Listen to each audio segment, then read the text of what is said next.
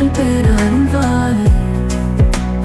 ஆணவத்தின் சூழ்ச்சியால் ஆகும் அவலங்கள் யாவையும் களைவாய். ஆழகால தீயனாய் எரியும் தீமையை உன் வெற்றி கண்ணால் நீயாக்கிடுவாய்.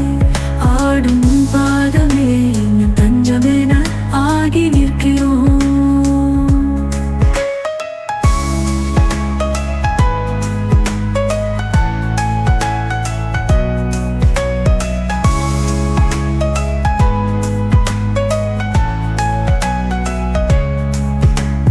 ஆட்டுவிக்கும் கலியுகம் ஆழி போல் உலகை ஆளும் வேளை இது.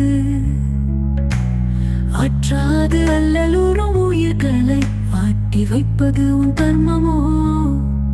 ஆக்குவதும் அழிப்பதும்